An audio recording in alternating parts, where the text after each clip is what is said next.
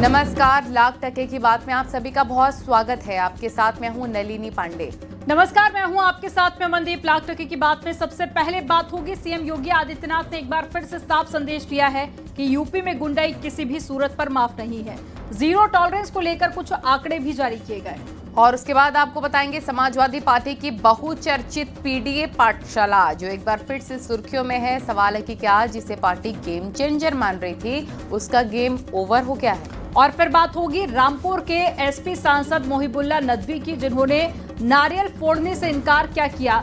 BJP ने सियासी वार करते हुए अखिलेश से जवाब मांगा है। इसके साथ ही आपको बताएंगे दीपावली के त्योहार पर क्या बीजेपी का प्लान है दलित को लेकर। अब आपको खबरें दिखाते हैं विस्तार से।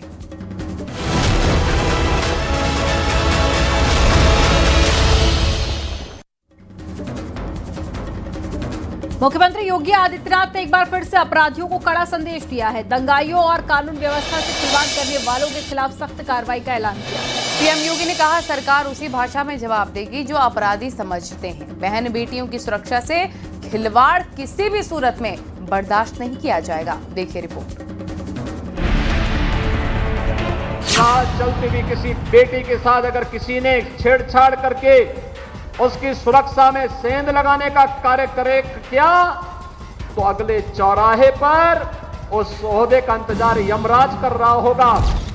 यूपी में अपराध के खिलाफ योगी सरकार का अभियान लगातार तेज हो रहा है।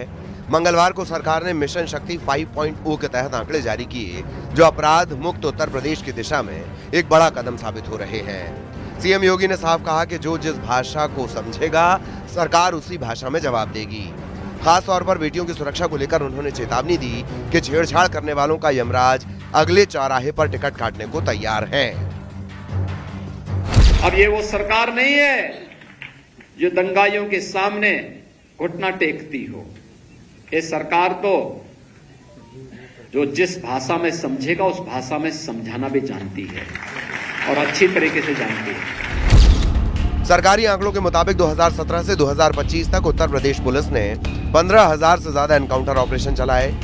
इनमें कई कुख्यात अपराधी या तो ढेर हुए, घायल हुए या फिर आत्मसमर्पण करने को मजबूर हुए। हाल के 20 दिनों में ही दर्जन भर से ज्यादा एनकाउंटर हुए जिनमें कई वांछित अपराधी गिरफ्त में आए। ये अभियान न केवल अपराधियों में खौफ पैदा कर रहा है बल्कि आम जनता में भी सुरक्षा की भावना को मजबूत कर रहा है।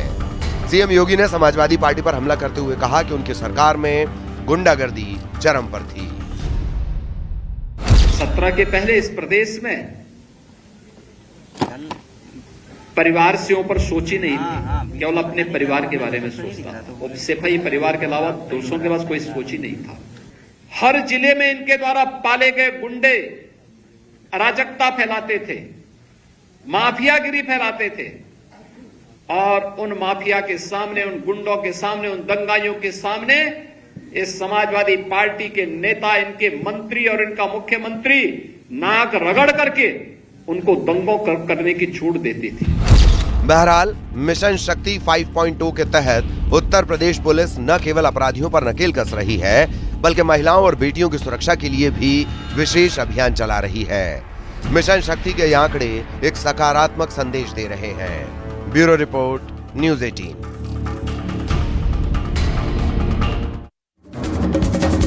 और अब आपको योगी राज में अपराधियों के खिलाफ जीरो टॉलरेंस नीति के नए आंकड़े भी दिखा देते हैं। यूपी में किस तरह अपराधियों पर पुलिस कहर बनकर टूट रही है। और बीते 8 साल में 15,000 से अधिक पुलिस एनकाउंटर हुए हैं जिनमें हजारों सलाखों के पीछे पहुंचे और 256 कुख्यात अपराधी मिट्टी में मिल गए। आपको रिपोर्ट में दिखाते हैं।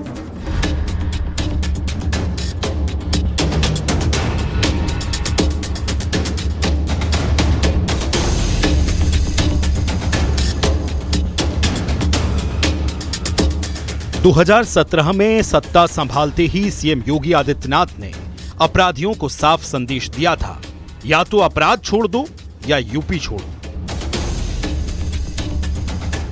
इस जीरो टॉलरेंस की नीति ने 8 सालों में कमाल कर दिखाया। सरकारी आंकड़ों के मुताबिक 2017 से 25 तक यूपी पुलिस ने 15,726 एनकाउंटर ऑपरेशंस चलाए। इनमें 256 कुख्यात अपराधी मारे गए जबकि 31,960 अपराधी गिरफ्त में आए। कई घायल हुए और कुछ ने आत्मसमर्पण किया। हाल के 20 दिनों में ही दर्जन भर से ज्यादा एनकाउंटर हो चुके हैं, जिनमें वांछित अपराधी या तो ढेर हो गए या पकड़े गए। अपराध और अपराधियों के प्रति जीरो टॉलरेंस की नीति है, उसका उत्तर प्रदेश पुलिस विगत 8 वर्षों से कड़ाई से अनुपालन करा रही है और उस रणनीति के तहत जो ये गोल है, जीरो टॉलरेंस का गोल है, उसके तहत कई सारे कार्रवाई हो रही है। कुछ बड़े अपराधियों पर पुलिस के एक्शन की बात करें तो नईम कुरैशी 1 लाख रुपए का इनामी मुजफ्फरनगर में मारा गया, हत्या और लूट के 26 मुकदमे दर्ज थे। शाकिर 1 लाख रुपए का इनामी सहारनपुर का कुख्यात लुटेरा, हत्या के 8 केस दर्ज थे। इमरान 1 लाख रुपए का इनामी शामली का रहने वाला, लूट और डकैती के कई मामले दर्ज थे। अरशद मुस्तफा कग्गा गैंग का सदस्य, गैंगरेप और लूट सहित 10 से अधिक आपराधिक केस दर्ज थे। विनीत भाटी 2.5 लाख रुपए का इनामी, आगरा का दुर्दांत अपराधी, हत्या समेत 20 से अधिक गंभीर केस दर्ज थे। नवीन उर्फ नवाब 75,000 रुपए का इनामी, बरेली में मारा गया, अपहरण सहित कई आपराधिक मुकदमे दर्ज थे। शैतान उर्फ इफ्तिखार अली 1 लाख रुपए का इनामी, कासगंज का रहने वाला, 7 से अधिक मुकदमे दर्ज थे। 7 जिलों में 19 वारदातों में मास्टरमाइंड। नरेश पंडित उर्फ पंकज 50,000 रुपए का इनामी, फिरोजाबाद में मारा गया, 2 करोड़ रुपए की संपत्ति की लूट सहित कई मामले दर्ज थे। मंगेश यादव सुल्तानपुर डकैती हत्याकांड का आरोपी, पुलिस मुठभेड़ में मारा गया। अनुज सिंह सुल्तानपुर डकैती हत्याकांड का आरोपी, पुलिस मुठभेड़ में मारा गया। मुजफ्फरनगर से लेकर लखनऊ, बरेली तक बड़े बड़े अपराधी बीते कुछ दिनों में ही एनकाउंटर में मारे गए। ये माना जाता है कि अपराध और अपराधियों पर लगाम लगाने के लिए योगी सरकार का ये फॉर्मूला हिट रहा है। हालांकि इन एनकाउंटर्स के दौरान 18 पुलिसकर्मी भी शहीद हुए। एनकाउंटर्स की इस लिस्ट में सबसे ऊपर मेरठ जोन है, जिसमें अब तक 85 अपराधी एनकाउंटर के दौरान मार गिराए गए।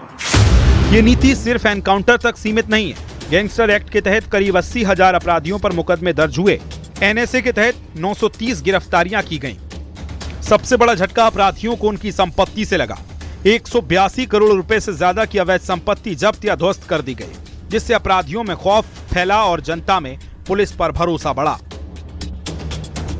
पिछले 8 सालों में अगर आप ये आंकड़े देखेंगे तो लगातार इसमें गिरावट आई है। तो डेफिनेटली हत्या जैसे मामलों में कई बार क्राइम ऑफ पैशन भी होता है, आमने सामने झगड़ा हो गया, तुरंत कोई बात हो गई, उसकी वजह से घटना हो गई। लेकिन जो एक आपराधिक पृष्ठभूमि के लोग हैं, जो एक ऑर्गेनाइज्ड वे में शूटर्स या इस प्रकार की जो घटनाएं होती हैं, उसमें डेफिनेटली कमी आई है। और यही कारण है कि जो हमारे नागरिक हैं वो एक बेहतर ढंग से, एक बेहतर सुरक्षा भाव के साथ उनमें एक सुरक्षा का भाव आया है और अपराधियों के मन में डेफिनेटली डर आया है, कानून का डर आया है, जो कि होना भी चाहिए। अपराध के खिलाफ जीरो टॉलरेंस की इस नीति ने न संगठित अपराध को कुचला, बल्कि महिलाओं और बच्चों के खिलाफ अपराधों पर लगाम लगाई और अब भी अपराधियों के मंसूबों को मिट्टी में मिलाने का काम लगातार जारी है। Bureau report, news 18।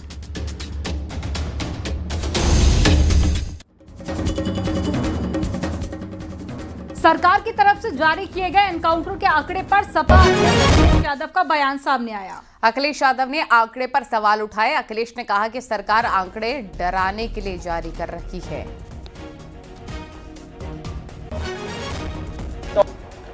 ये जो आंकड़े दिए जा रहे हैं इनकाउंटर के, क्या डराने के लिए दिया जा रहा है? अगर इनकाउंटर से लॉ एंड ऑर्डर बेहतर होता तो अखिलेश दुबे का इनकाउंटर क्यों नहीं करी सरकार? अगर सरकार ही इनकाउंटर करा रही है, अगर बीजेपी ये कहती है कि इनकाउंटर से लॉ एंड ऑर्डर ठीक होता है, हमने तो कहा था कि वो इनकाउंटर कर देंगे, उसका भी अखिलेश दुबे का भी देख लेना आप। हमने उस सदन में उठवाया कि उसकी जान को खतरा है। जिस दिन अधिकारियों को लग जाएगा कि उनकी पोल खुलने वाली है, सरकार की पोल खुलने वाली है, उसी दिन उसका भी इनकाउंटर हो जाएगा। तो ये सरकार इनकाउंटर से लोगों को डराना चाहती है, इनकाउंटर से लॉ एंड ऑर्डर नहीं ठीक करना चाहती। केवल डरा करके लोगों को एक परसेप्शन क्रिएट करना चाहते हैं कि हम देखिए ऐसे हम लॉ एंड ऑर्डर ठीक कर देंगे। न जाने कितने निर्दोष लोगों के साथ घटना घटी है। बहुत सारी जगह पर पुलिस को जेल जाना पड़ा है।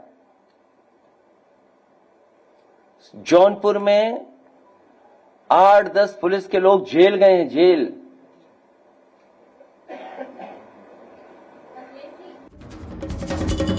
और समाजवादी पार्टी की बहुचर्चित पीडीए पाठशाला एक बार फिर से सुर्खियों में है, जिसे समाजवादी पार्टी 2027 के विधानसभा चुनाव के लिए गेम चेंजर मान रही थी, अब मानो उसकी हवा से निकल गई हो। दरअसल पूरे मामले में अब आरोप लग रहा है कि ये पाठशाला सिर्फ सोशल मीडिया पर प्रचार प्रसार के लिए ही शुरू की गई है। आपको रिपोर्ट में दिखाते हैं।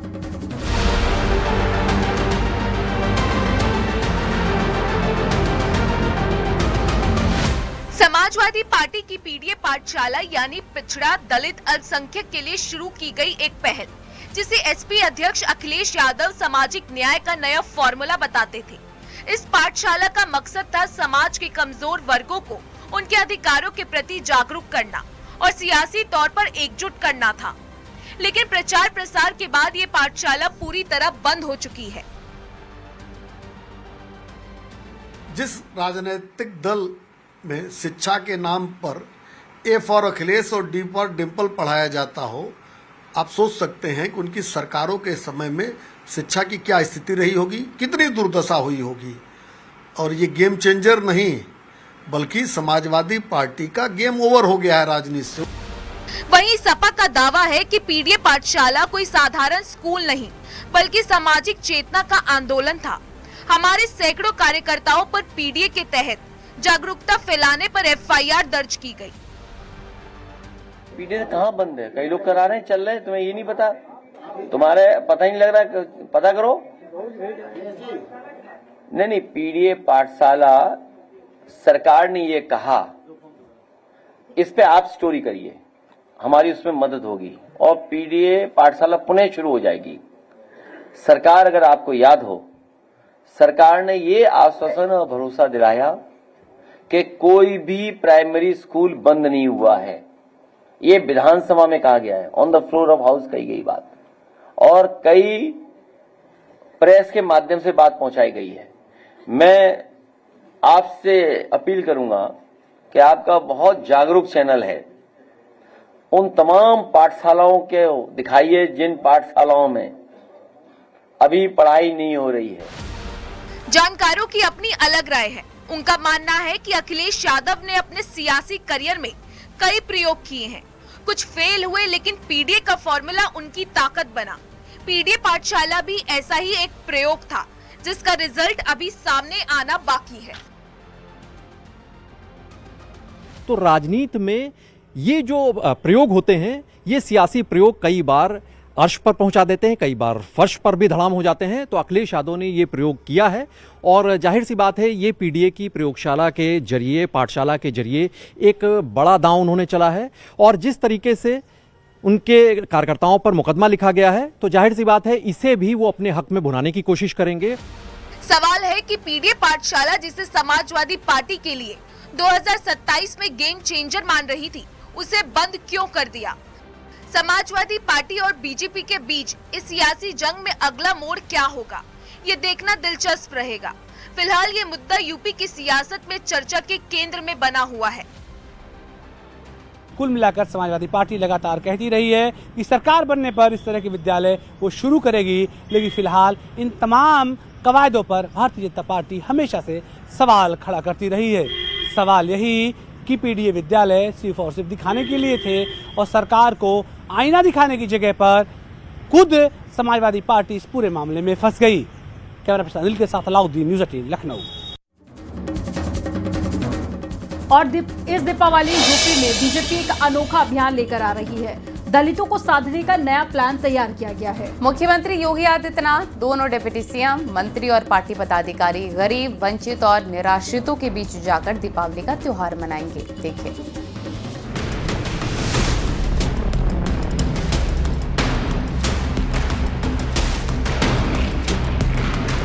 प्रकाश का पर्व दीपावली इस बार उत्तर प्रदेश में खास संदेश के साथ मनाया जाएगा। बीजेपी ने अपने विशेष अभियान के तहत CM Yogi Adityanath, deputy CM Keshav Prasad Maurya, Brijesh पाठक सभी सांसदों, विधायकों और मंत्रियों को निर्देश दिए हैं कि वे अपने क्षेत्रों में दलित, गरीब और वंचित बस्तियों में जाकर दीपावली की खुशियां बांटें। दिवाली के त्योहार के दौरान भारतीय जनता पार्टी के जितने भी विधायक हैं, सांसद हैं, उत्तर प्रदेश सरकार के जितने भी मंत्री हैं, ये दलित बस्तियों में जाएंगे और वहां पर दीपोत्सव का कार्यक्रम करेंगे, मिठाइयां बांटेंगे और दिवाली मनाएंगे। मुख्यमंत्री योगी आदित्यनाथ इस बार जंगल तिकोनिया नंबर 3 के वनटांगिया गांव में पहुंचेंगे, जहां वे स्थानीय लोगों के साथ दीप जलाकर दीपावली मनाएंगे। डिप्टी सीएम ब्रिजेश पाठक लखनऊ के कैंट क्षेत्र में वृद्धाश्रम और अनाथालय में जरूरतमंदों के बीच त्योहार की रौनक बांटेंगे। डिप्टी सीएम केशव प्रसाद मौर्य भी अनाथ और निराश्रितों के साथ दीपावली मनाकर इस अभियान को मजबूती देंगे। सरकार गरीबों के घर जाकर, उनकी बस्तियों में जाकर, उनके गांवों में जाकर दिवाली का त्योहार मनाने वाली है। स्वयं योगी आदित्यनाथ जी वनटंगियों के गांव में जाकर दीपावली मनाएंगे और योगी सरकार के मंत्री इन मलिन बस्तियों में, गरीब बस्तियों में, दलित बस्तियों में, शोषित बस्तियों में, वंचितों की बस्तियों के साथ साथ अनाथालय और विधवाश्रम में भी जाकर दीपावली का परिवार सभी के साथ मनाएंगे। बीजेपी के कार्यकर्ता और पदाधिकारी अनाथालयों, वृद्धाश्रमों और जरूरतमंदों के बीच दीप जलाएंगे, मिठाइयां बांटेंगे और भोजन वितरित करेंगे। पार्टी का कहना है कि इस अभियान का मकसद है जिनका कोई नहीं, उनके साथ दीपावली की खुशियां साझा की जाएं और हर घर रोशनी से जगमगाए। योगी सरकार और संगठन ने ये तैयारी तेज कर दी है और बाकायदा सभी मंत्रियों, सभी विधायकों, सांसदों को निर्देशित कर दिया है कि जितने भी उनके क्षेत्र में दलित बस्तियां हैं, गरीब, निराश्रित, वंचित जहां पर रह रहे हैं, ऐसे लोगों के बीच पर जाकर दिवाली के त्योहार को मनाएं। इस अभियान की कमान बीजेपी के संगठन महामंत्री धर्मपाल ने पार्टी के प्रदेश महामंत्री गोविंद नारायण शुक्ला को सौंपी है। बीजेपी का ये दीपावली अभियान न सिर्फ त्योहार की रौनक बढ़ाने की कोशिश है, बल्कि समाज के हर वर्ग को जोड़ने का एक नया प्रयास भी है, जिसे दलित दांव के तौर पर भी देखा जा रहा है। Bureau report, news 18। और अब बात बिहार चुनाव के दंगल की, जहां एनडीए और महागठबंधन में सीटों को लेकर तकरार जारी है। एनडीए में भले ही सीट शेयरिंग का फॉर्मूला फाइनल ना हुआ हो, लेकिन कुछ सीटों पर टकराव और नाराजगी जारी है। वहीं महागठबंधन में अब तक सीटों को लेकर तनातनी चल रही है। और उधर सीट बंटवारे की उठापटक के बीच क्या बिहार में वोट बैंक पॉलिटिक्स का खेल शुरू हो चुका है, ये भी एक बड़ा सवाल, क्योंकि आरजेडी ने बाहुबली शहाबुद्दीन के बेटे ओसामा को सीवान की रघुनाथपुर सीट से टिकट दे दिया है।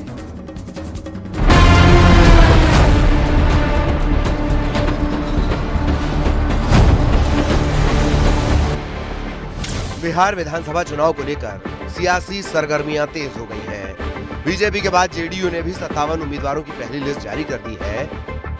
पहली लिस्ट से जेडीयू ने यह संदेश देने की कोशिश की है कि कोर को इग्नोर नहीं कर सकते।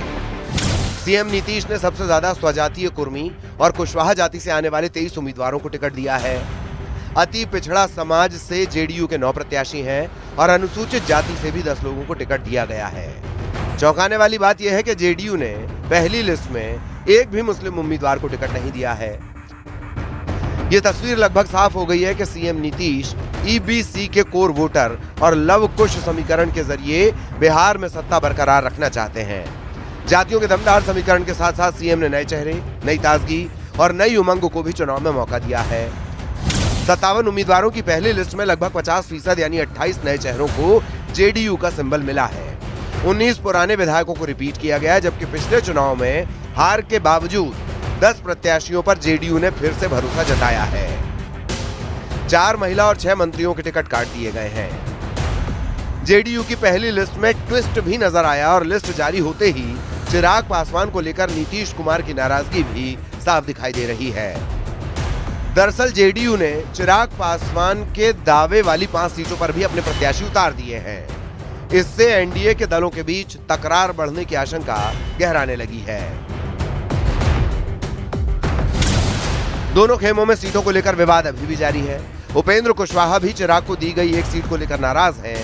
गृह मंत्री अमित शाह से आज उनकी लंबी बैठक हुई। कोई कठिनाई आगे नहीं होगी। एनडीए की सरकार बिहार में निश्चित रूप से बनेगी। वो आ जाएं तो हम लोग और मजबूत हो जाएंगे। वेलकम कर रहे हैं उनको आप? हमेशा उनको वेलकम करते हैं। कोई नाराजगी कहीं नहीं, हमारा सक्षम नेतृत्व सबको सम्मान देकर सलट लेंगे। एनडीए में जो सीटों का बंटवारा है वो तो ऐसा लग रहा है कि जूते में दाल बट रही है। चिराग पासवान जीतन राम मांझी की सीटों पर फार्म भी दे रहे हैं। एनडीए का कुनबा टोटल तिनका करके बिखर गया है। उधर खबर है कि कांग्रेस 60 सीटों की मांग पर अड़ी हुई है और इतनी सीट देने के लिए आरजेडी तैयार नहीं है। बिहार के लोग खास करके महिलाएं 50% महिलाएं का एक एक वोट नीतीश कुमार जी को मिलेगा। सब ठीक है, एनडीए की बड़ी विजय होगी। मैं तो कह रहा हूं कि 225 इस बार आएगा, 2010 का रिकॉर्ड टू। पहले से बिहार के लोगों को पता है, क्योंकि हर व्यक्ति लूट में अपने हिस्से की लड़ाई लड़ रहा है। सोच ये है कि मैं कितना बिहार को लूट सकूं, तो ये तो होना ही था। बिहार में सीट बंटवारे पर उठापटक के बीच एक चेहरे ने सबका ध्यान खींचा है। आरजेडी ने बाहुबली मोहम्मद शहाबुद्दीन के बेटे ओसामा को रघुनाथपुर से टिकट दिया है। बीजेपी के आरोप हैं कि विपक्ष ने खुलकर वोट बैंक पॉलिटिक्स की शुरुआत कर दी है। शहाबुद्दीन के पुत्र ओसामा को टिकट दिया है आरजेडी ने।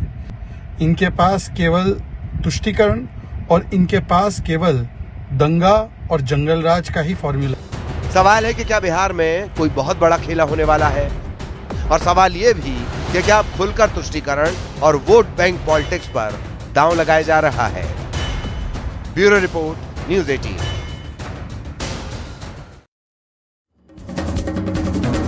पटना एयरपोर्ट पर कांग्रेस के प्रदेश अध्यक्ष राजेश कुमार का विरोध हुआ। कृष्णा अल्लावरू और शकील अहमद खान का विरोध हुआ है। विक्रम में से आए कार्यकर्ता ने टिकट बेचने का आरोप लगाते हुए हंगामा किया और कार्यकर्ताओं ने जेएपी के नेता मनीष की पिटाई भी कर दी। मनीष पटना यूनिवर्सिटी के पूर्व अध्यक्ष हैं।